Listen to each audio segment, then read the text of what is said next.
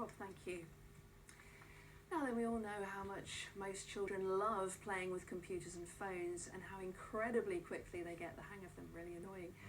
But do they spend too much time on them?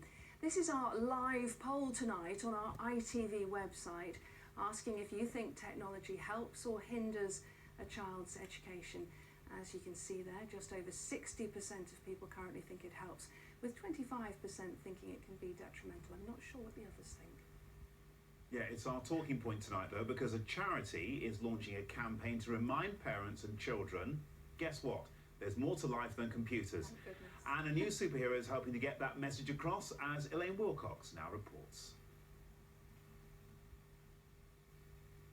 Serious 50-50 message. That's the balance this charity believes should be shared between screen time and physical play, and they want the government to set time guidelines. 50-50 rule! In America, they have a 2-hour guideline for parents. The UK has nothing at the moment. The tech-saturated world now that these children are being brought into is overstimulating them. Nursery staff can spot the signs of too much screen time even in very young children. They do become quite addicted to using a tablet and other devices, and for a large amount of time. This campaign has a simple message balancing screen time with good old-fashioned play. But the results of a global study out today can also be food for thought. It says too much reliance on computers, even in schools, can see a fall in results. We have to have children who can get enough time to sleep, enough time for physical activity, and enough time to socialise with their peers. These mums set 1-hour limits for their children, which needs constant reinforcing. I think they'd stay on there all day if I didn't say, right, well, you've been on it now half an hour, it's time to come off. They would stay on it a lot longer. I've got friends who constantly, they're either on the tablet or the mum just gives them the phone, play on that for a bit, just a tool to keep them occupied, really, isn't it? What do you play on the laptop? Animal things. And how long do you play on it, do you know? A little bit long. A little bit long. What's your favourite toy at home? Peter Rabbit. Peter Rabbit. Do you like to play outside most, or do you like to play on computers at home? Outside. And that's worth remembering when screen time is seen as an electronic babysitter and could hold back a child's development. Elaine Wilcox, ITV News, Audenshaw. Well, earlier I spoke to Chris Mayoh, who is an education technology consultant who has experience working with preschool children. I began by asking him about concerns some parents will use technology as a form of babysitter.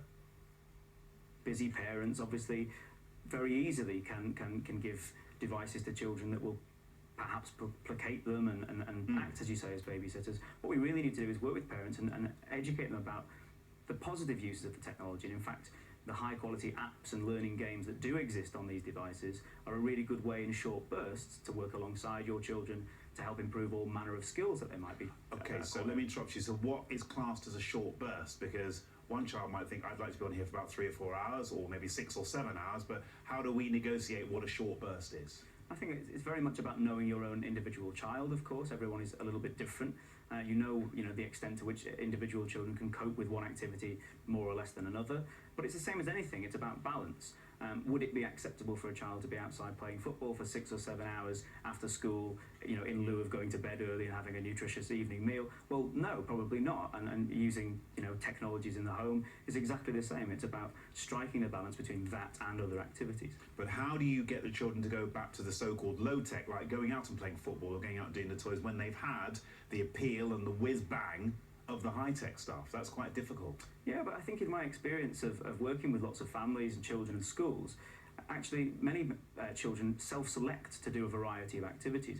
It's a relatively small number of certainly very young children who select to just use tablet technologies or gaming consoles all of the time in their social space. They really enjoy being with their friends and learning new things and running around and kicking a football.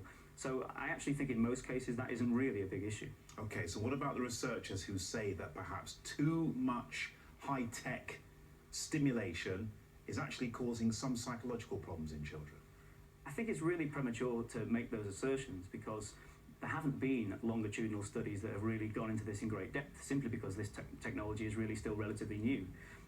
So I think, though it's really interesting to continue that conversation, I'm very, very excited about reading the research, however it should fall. But I think it's a little bit premature to be talking in those terms at this stage. Okay, so finally, the advice is for parents, you're the ones who set the rules.